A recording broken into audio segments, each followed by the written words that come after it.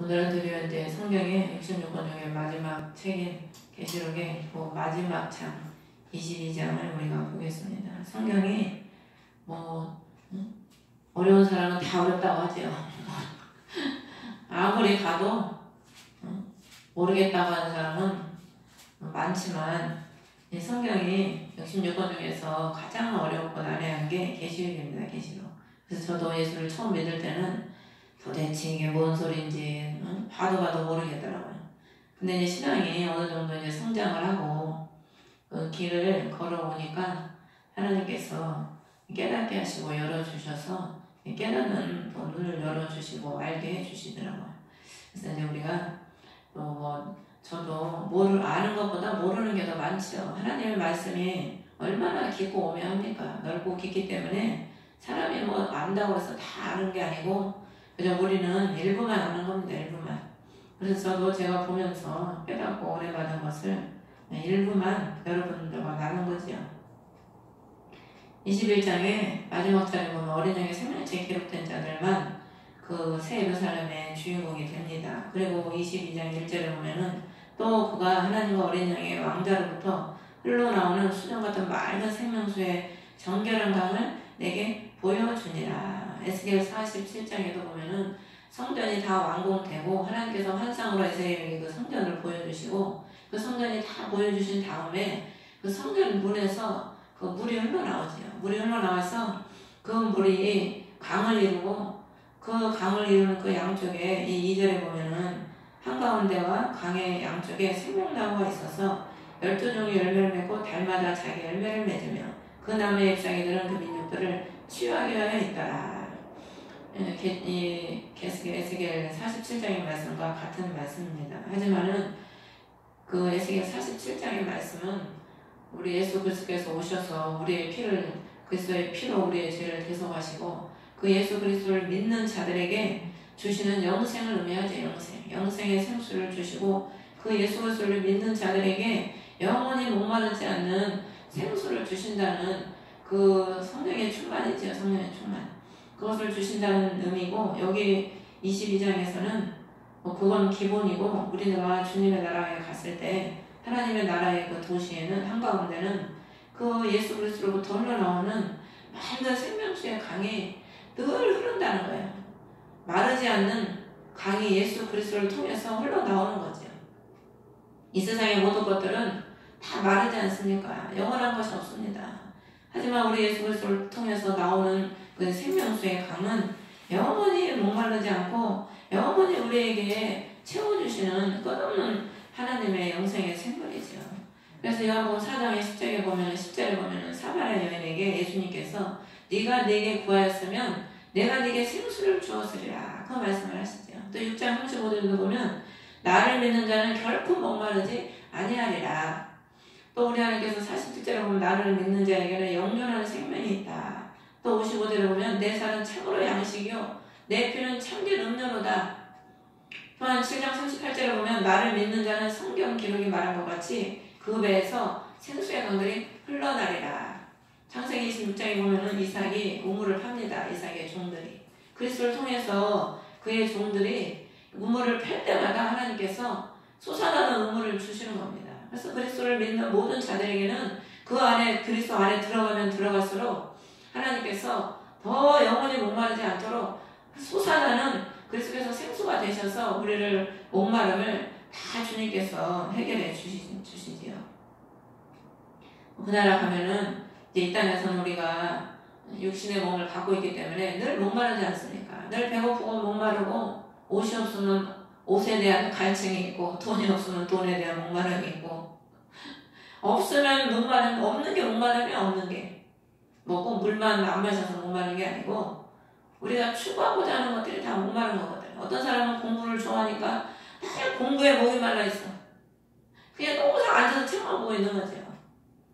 이 땅에서는 자기가 좋아하는 거에 목마름이 있습니다. 하지만 주님의 나라 가면은 그런 목마름들은 다 사라지고 오직 예수 그리스도 어린 양의 왕자로부터 흘러나오는 그 수정 같은 맑은 그 생명수 강을 통해서 우리가 영생의 그 생명을 누리면서 살아가게 되는 거죠.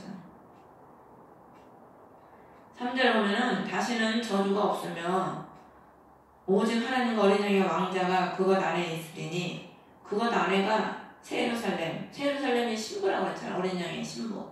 그러니까 오늘날로 말하면 그리스도의 왕자가 우리 안에 있어야 됩니다. 우리 안에. 이 왕자가 있다는 것을 뭘로 의미하냐면 그리스도께서 내 왕이 되셔서 나를 통치하시고 나를 주관하신다는 의미지요. 오늘날 예수를 믿어도 그 심령 안에 그리스도가 왕자가 오는 사람이 많습니다. 예수 그리스도를 믿기 전에는 우리 안에 누가 앉아 있어요? 사단이 왕으로 앉아 있지요. 또는 어떤 사람은 자기 자신이 왕으로 앉아 있습니다. 그러니까 그리스도가 없으면 사단이 그 사람 심령의 보좌의 왕으로 앉아 있고 자신이 왕이야 자신. 사울이 큰 자라 이름이 큰 자라는 뜻이에요. 사울이 바울로 바꿨잖아요. 그 작은 자. 사울은 히브리 말 이름이고 바울은 헬라식 이름인데 히브리식으로는 큰 자고 바울은 작은 자라는 의미입니다. 예수 그리스도를 믿기 전에는 자기가 큰 자야, 자기가 왕이지요. 예수 그리스도를 믿으면 종이 되는 건 종, 작은 자. 그리스도의 종, 나의 왕이신 예수 그리스도의 종이 돼서 그분이 가라면 가고 오라면 오고 하라면 하고 주님의 명령에 따라 순종하는 그 삶을 살아가는 종이 되는 거죠.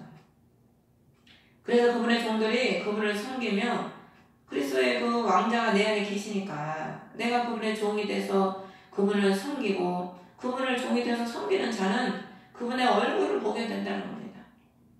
우리의 소망이 무엇입니까? 우리의 소망은 예수 그리스도를 보는 게 우리의 소망이지 않습니까? 세상 사람들은 이 땅에서 돈 벌어서 집 사는 게 소망이고 자기의 소망을 이루는 게 소망이지만 우리의 소망은 이 땅에 있는 것이 아니고 영원한 주님의 나라고 주님 자체이지 않습니까? 주님의 얼굴을 뵙는 것이 우리의 소망입니다. 우리의 소망. 그것을 우리 위해서 우리가 지금 하루하루를 살아가고 있는 거죠. 그들의 이마 안에 그분의 이름이 그들의 이마 안에 있으리라. 7 나팔 재앙 때 이마에 인 맞은 자를 지켜주시잖아요. 하나님 자기 백성이라는 뜻입니다. 그들의 이마 안에 이름이 있다는 것은 하나님께서 이 사람을 인치셔서 그리스도의 신부로 인쳤다는 그런 의미죠. 그리스도의 사람이라는 의미죠. 5절을 보면 거기에는 밤이 없겠고 밤은 뭘 상징합니까? 밤은 죄악을 상징하고 슬픔을 상징하고 또 두려움과 근심을 상징하는 게 밤입니다. 근데 예수님 안에서는 밤이 없고 등잔불이나 햇빛이 필요 없다는 거예요. 왜? 하나님께서 빛이시기 때문에 하나님의 그 자신의 예수 그리스도의 그 자신의 빛으로 우리를 비춰주시니까 영원무궁토록 통치하시리로다. 이 땅에 살 때는 밤이 있기 때문에 정등불을 지금도 우리가 켜야 예배를 드리지 불 안 켜면 예배 드리겠습니까? 깜깜해서 아무것도 안 보이는데. 근데 주님의 나라에 가면은 다 필요 없는 거예요. 사람이 만든 것들, 사람이 추구하는 것들 이런 것들이 다 필요 없다는 거예요. 오직 예수 그리스도가 우리의 빛이 되시고 소망이 되시고 기쁨이 되시고 평강이 되시고 그분의 온전한 통치 아래서 우리가 화목하게 지금은 화목한 삶을 살기가 힘들지 않습니까? 예수를 믿는 사람도 각자 떨어져 있으니까 그렇지 같이 한 열흘만 같이 붙여놓고 살으라고 해봐요. 우리가 옛날에 성전에서 살아봤잖아. 권사님들 저도 그렇고 맨날 축구하고 싸워서 성전에서 네가 잘났네 내가 잘났네 머리끄댕이 잡고 싸우더라고. 저번에 옛날에 우리 훈련 받을 때 훈련 받다가 이제 나가서 기도를 하다가 못하고 들어오는 가부 원장님이 있었어요. 그냥 옥리에 곱슬머리라나 아주 그냥 옥리에 곱슬머리가 그렇게 고집도 세고 지독하다네. 아주 그냥 싸우는데 남자 집사랑 싸우는데 무시무시하게 싸우더라고요. 근데 그날 가면 주님이 통치하시니까 싸울 일이 없죠. 싸울 일이. 평강의 왕이 통치하시고 기쁨의 왕이 통치하시는데 뭐 싸울 일이 뭐 있겠습니까? 이 땅에서는 싸우는 이유가 다 자기 욕구 안 들어주니까 그런 거거든. 자기의 갈급함, 자기의 상처, 자기의 아픔, 자기의 요구, 탐심 이런 것 때문에 싸우지 않습니까? 근데 그 나라 가면 그런 것들이 다 필요 없어요. 주님이 다 생수로 채워주시니까 달마다 12종류의 열매를 맺고 그 생명나무를 우리에게 공급해 주시니까. 에덴 동산에서 애초에 아담과 하와가 생명나무를 먹고 살았지 않습니까? 그때는 기쁨과 화평이 있었지요. 저주가 어디 있었습니까? 땀 흘리는 일이 없어요. 싸울 일이 없어. 근데 그 생명나무의 공부를 못 받으니까 땀 흘려야 되고 수고해야 되고 싸워야 되고 죽는 일이 생기고 죽이는 일이 생기고 고통이 다가오는 겁니다. 그리스도께서 우리를 지금도 여러분의 심령을 지금도 그리스도께서 통치하시면 그분의 통치하는 심령은 세상 사람들과 다르지요. 확연히 빛과 어둠이 갈라지듯이 물이 기름이 물에 둥둥 뜨듯이 그리스도께서 통치하는 심령들은 이 땅에서도 보면은 다 다릅니다. 벌써 말하는 게 다르고 행동하는 게 다르고 신앙생활 하는 것 자체가 다르지요. 6절에 보면 내게 이르시되 이 말씀은 신실하고 참되도다. 신실하다는 것은 변치 않고 하나님께서 이루신다는 말씀이죠. 그래서 자신의 종들에게 반드시 이루어질 것들을 보이시려고 자신의 천사를 보내셨도다. 계시록 1장에 보면 천사를 보내셔서 자기 종 사도 요한에게 이 말씀들을 지금 다 보여주지 않았습니까? 하나님은 신실하고 참되셔서 자신을 섬기는 신실한 종들에게 천사를 보내서 하나님은 우리에게 알게 해주셔요. 알게 해주셔서 우리의 미래를 우리가 근심하고 걱정하고 불안해할 때마다 하나님께서는 우리에게 소망을 주시고 응답을 주시고 항상 말씀을 해주시지요. 그래서 7절에 보라 내가 속히 오리니 이 책의 대언의 말씀들을 지키는 자는 복이 있도다. 이 22절 2장에 내가 속히 온다는 말씀이 3번 나옵니다. 7절에 한 번 나오고 또 12절에 보라 내가 속히 오리니 또 뒤에 보면은 20절에 내가 반드시 속히 오리라. 3번을 말씀하세요. 하나님은 삼위일체 하나님이시죠. 삼위 하나님의 자신의 이름을 걸고 주님께서는 속히 오신다는 겁니다.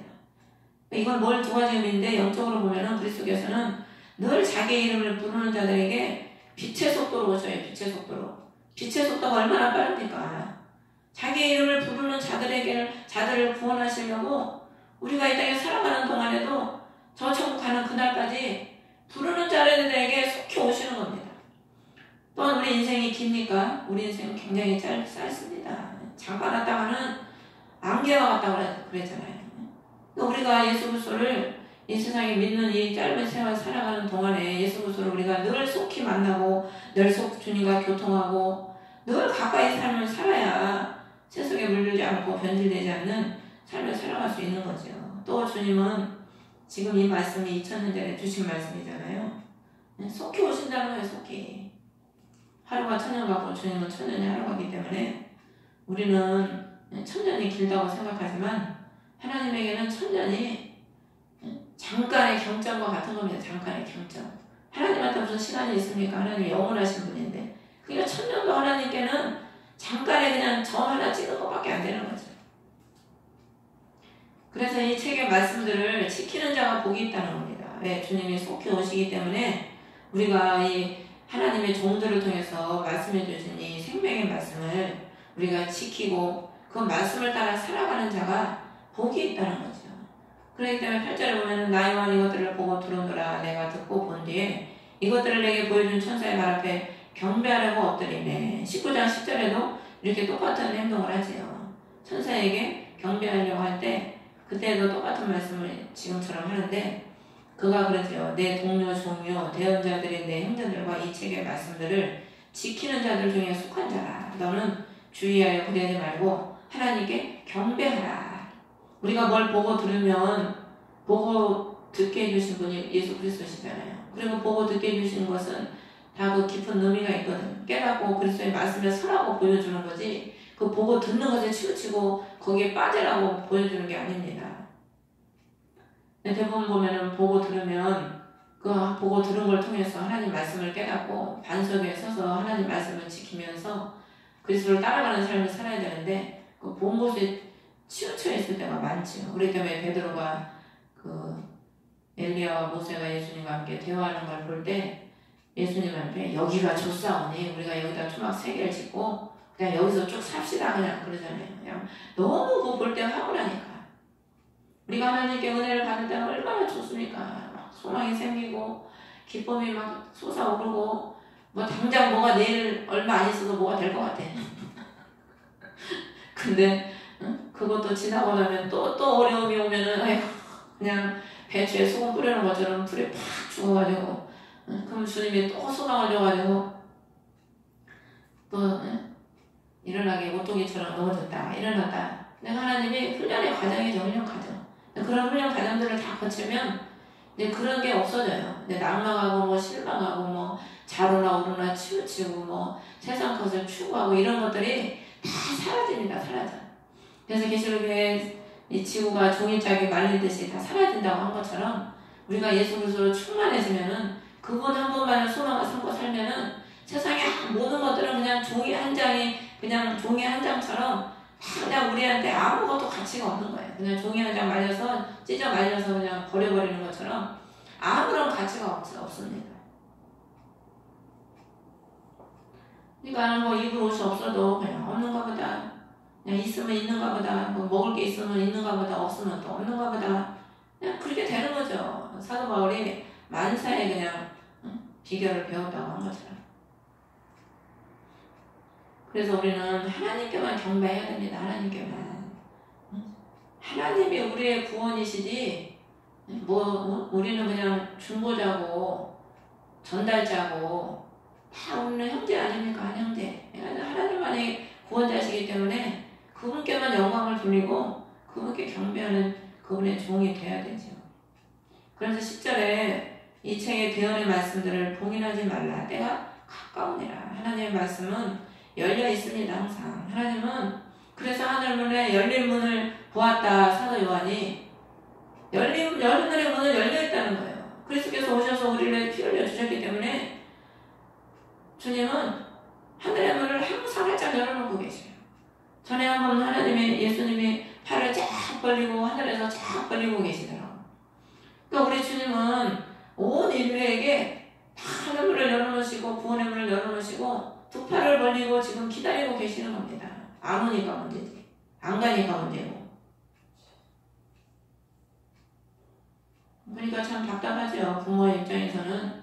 저희도 자식들을 보면은 주님의 뜻대로 살고 주님의 길을 가면 좋을 텐데 뿔난 모처럼 들이받으려고만 하고 안 가려고 하고 안 가는 것 자체가 들이받는 거죠. 불순종하는 것 자체가 하나님께 들이받는 거예요. 소가 들이받듯이. 그러니까 그냥 그 광야의 세월을 시간들을 보내는 거죠. 그게 깨질 때까지 광야를 하나님이 빽빽이를 돌리시는 거예요. 그런 걸 보면은 참 안타깝기도 하고 재밌기도 하고. 12절에 보면은 예수님의 이제 마지막 증언, 예수님의 증언이라고 되어 있는데 이제 12절부터는 여기 11절을 안 했네. 11절에 보면 불의한 자는 그대로 불의하게 두고, 불의라는 뜻이 믿을 수 없는 이런 뜻이랍니다. 믿을 수 없는. 우리가 불신앙이 뭡니까? 믿지 않는 게 불신앙이거든. 그러니까 믿지 않는 자는 어떻게 돼요? 불의하게 두니까 어떻게 돼? 더러워져. 더러운 자는 또 어떻게 돼요? 그냥 두는 거예요, 주님이. 마지막 때가 될수록 우리가 믿지 않으면 더럽게 되고 주님도 손을 대지 않는 거죠. 왜? 안 믿으니까. 믿어야 뭐 주님이 그 사람을 위해서 역사를 해주시죠. 신약에 오면은 내가 믿느냐 주님은 항상 물어보시고 내 믿음대로 되리라 하셨지, 안 믿는 사람에게 억지로 믿으라 강요하지 않죠. 그리고 의로운 자는 그대로 의롭게 두고 거룩한 자는 그대로 거룩하게 둘지니라. 그리스도를 믿으면 우리가 그리스도의 의를 덧입지 않습니까? 그리스도의 의를 덧입어서 하나님의 연단의 그 과정을 통해서 거룩한 그리스도의 새 예루살렘의 신부로 만드시는 겁니다. 근데 우리가 무엇을 추구하느냐에 따라서 그 사람이 만들어지는 겁니다. 무엇을 먹느냐에 따라서 체질이 변화가 되듯이 내가 무엇을 추구하느냐에 따라서 그 사람이 만들어지는 거죠. 예수 그리스도의 마음을 추구하고 그분의 형상을 추구하고 그분의 빛을 추구하면은 그분께서 그 추구하는 것을 들어서 응답해 주시죠. 솔로몬이 성전 건축을 하고 하나님께 간구와 기도를 드리잖아요. 성전이 내 지금 만민이 기도하는 집이라. 그 간구하는 기도를 주님이 들으시고 내 눈이 영원토록 내가 그곳에 있겠다 주님은 말씀하시거든요. 우리 주님은 우리가 무엇을 간구하냐에 따라서 그것을 이루어 주십니다. 우리가 뭘 간구하게 되겠습니까? 그리스도의 의, 그리스도의 나라, 그 왕국이 우리 안에 임하도록 우리가 그리스도의 왕자가 우리 안에 있어서 그분의 통치를 받는 삶을 살도록 그것을 우리가 구해야 될 줄 믿습니다. 그래서 여기 보면은 불의한 자는 믿지 않는 자인데 믿지 않기 때문에 말씀도 지키지 않고 더러운 자는 개, 돼지. 그래서 예수님이 거룩한 것을 개에게 던지지 말고 진주를 돼지에게 던지지 말라고 하잖아요. 아무리 귀한 그리스도의 복음을 전해줘도 더러운 자는 그걸 받아들이지가 않아요. 귀한 줄을 모르니까. 12절에 보면 내가 속히 오려니 예수님의 이제 마지막 증언인데 마지막으로 주님이 이 말씀을 12절부터 하시는 겁니다.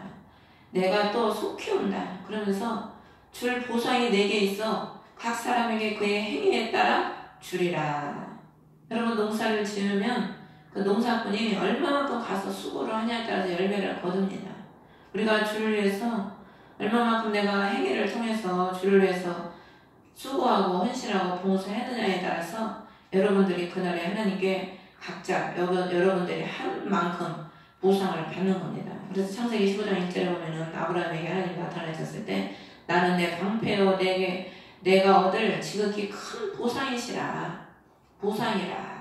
아브라함에게 하나님은 자신이 네가 나중에 받을 큰 보상이라는 겁니다. 그러므로 우리가 예수 그리스도를 믿음으로 그분을 따라가고 그분을 위해서 사는 삶이 바로 하나님께로부터 큰 보상을 받는 삶이라고 말씀하고 계시는 거죠. 또한 이사야 40장 10절을 보면 보라 그분의 보상이 그분께 있고 그분의 일이 그분 앞에 있도다. 마태복음 5장 12절도 보면 나로 인해 핍박받는 자는 기뻐하고 크게 즐거워하라. 하늘에서 보상이 크니라. 고린도전서 3장 8절에 보면 이제 씻는 자와 물 주는 자는 하나이며 저마다 자기의 수고에 따라 자기의 보상을 받으리라. 하나님을 위해서 수고하면 주님께서 다 저마다 그 개인마다 수고한 것만큼 하나님께서 다 보상을 해 주신다는 거죠. 행위에 따라서. 그러면서 13절에 나는 알파와 오메가요 시작과 끝이요 처음과 마지막이라. 원래 이게 다 같은 의미예요. 다 같은 의미인데 왜 굳이 이렇게 나눠가지고 알파, 오메가, 시작과 끝, 처음과 마지막 이게 3번으로 말씀을 하셨을까? 어떻게 보면 같은 의미거든요. 근데 제가 이걸 보면서 무슨 생각이 드냐면 알파와 오메가는 우리가 문자의 처음과 마지막이거든요. 문자. 하나님의 말씀이 태초에 천지를 창조하시니라 이 말씀이 임하면서부터 문자가 생긴 겁니다. 어떻게 따지고 보면. 그러니까 우리 그리스도께서는 말씀을 시작하셨고 그 말씀을 이루신다는 거죠.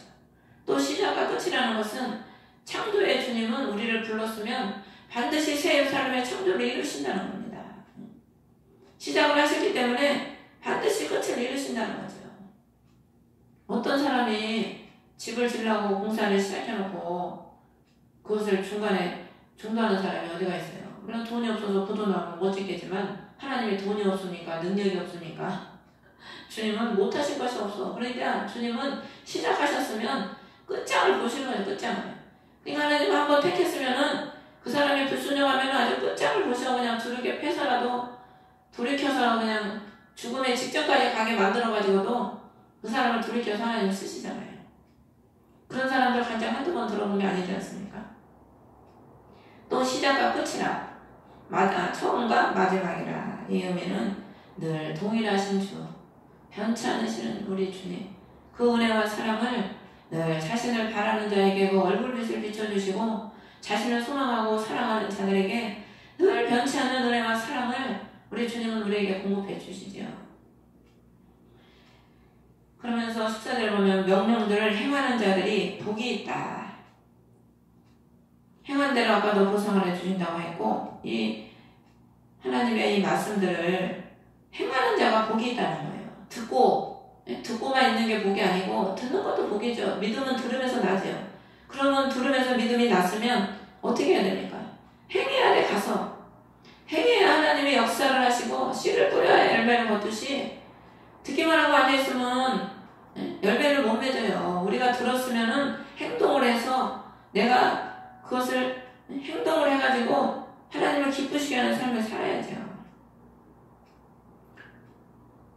그래서 행하는 자가 복이 있고 그 행하는 명령들을 행하는 자가 생명나무에 이르는 권리를 소유하게 된다는 겁니다. 우리가 아무리 주여 믿습니다 하지만 그 사람의 행동을 볼 때 믿음의 행동이 안 나오고 믿지 않는 사람과 똑같으면 그 믿는 겁니까? 믿는 게 아니거든요. 진짜 믿는다면은 행동이 따라오게 돼 있습니다. 행동이. 진짜 저 사람을 사랑한다면 저 사람에서 희생하는 게 당연한 거죠. 행하는 자에게 주님은 생명나무에 이르는 권리를 소유하게 해주신다는 거예요. 왜? 행했으니까. 주를 위해 뭔가 희생하고 봉사하고 주를 위해 헌신했기 때문에 그에 대한 대가를 하나님께서 주신다는 거죠. 권리를 주신다는 겁니다. 권리. 영원한 생명을 누리게 하는 권리. 그 문들을 지나 그 문이 어떤 문입니까? 21장에 새 예루살렘의 진주로 된 그 문이지요. 도시로 들어가게 하려 함이라. 개들, 마법사들, 음행을 쌓는 자, 살인자, 우상 숭배자, 거짓말 좋아하면 지혜하는 자는 다 밖에 있으리라. 그 나라에 들어가지 못한다는 거죠. 이런 사람들이 바로 불의한 자입니다. 불의한 자. 16절에 천사를 보내서 교회들에게 이 말씀을 하게 하였노라. 나는 다윗의 뿌리요. 예수 그리스도에서 지금 다윗의 뿌리라는 것은 왕의 근본이시라는 거죠.